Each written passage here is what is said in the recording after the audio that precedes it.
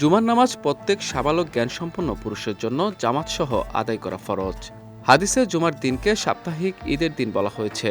পবিত্র কোরআনে সূরা জুমা নামে একটি স্বতন্ত্র সূরা রয়েছে। তাফসীরবিদরা বলেন, সূরা জুমার আগের সূরার নাম হল সূরা সফ। সফ অর্থ কাতার বা সারি।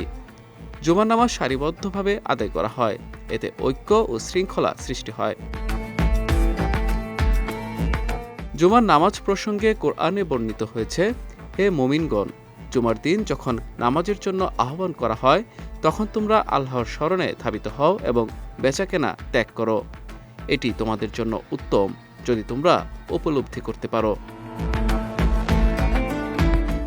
তাই আল্লাহর আদেশ মেনে পূর্ণ প্রস্তুতি নিয়ে জুমার নামাজ আদায় করতে হয়। আর যে ব্যক্তি আল্লাহর আদেশ অমান্য করে জুমার নামাজ ত্যাগ করে তার পরিণাম অত্যন্ত ভয়াবহ। এক হাদিসে রাসূলুল্লাহ সাল্লাল্লাহু আলাইহি ওয়াসাল্লাম বলেন, যে ব্যক্তি ইচ্ছাকৃত পরপর ৩ জুমা পরিত্যাগ করে আল্লাহ তাআলা তার অন্তরে মোহর এঁটে দেন।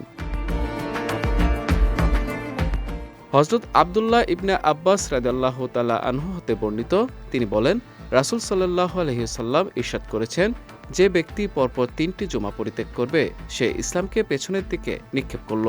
অপর এক হাদিসে রাসূল সাল্লাল্লাহু আলাইহি ওয়াসাল্লাম বলেছেন, ৪ শ্রেণীর লোক ব্যতীত জুমার নামাজ ত্যাগ করা কবিরা গুনাহ। ৪ শ্রেণীর লোক হল ক্রীতদাস, স্ত্রীলোক, অপ্রাপ্তবয়স্ক বালক, মুসাফির ও রোগাক্রান্ত ব্যক্তি।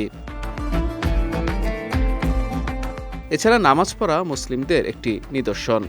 তাই হযরত উমর রাদিয়াল্লাহু তাআলা আনহু বলেন, নামাজ ত্যাগকারী নির্ঘাত কাফের। এছাড়া হযরত আলী রাদিয়াল্লাহু তাআলা আনহু বলেন, যে নামাজ পড়ে না সে কাফের।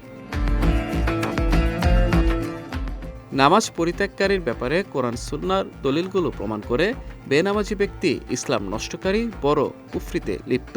তাই জুমা ও যে কোনো ওয়াক্তের ফরজ নামাজের প্রতি গুরুত্ব দেওয়া হয়েছে।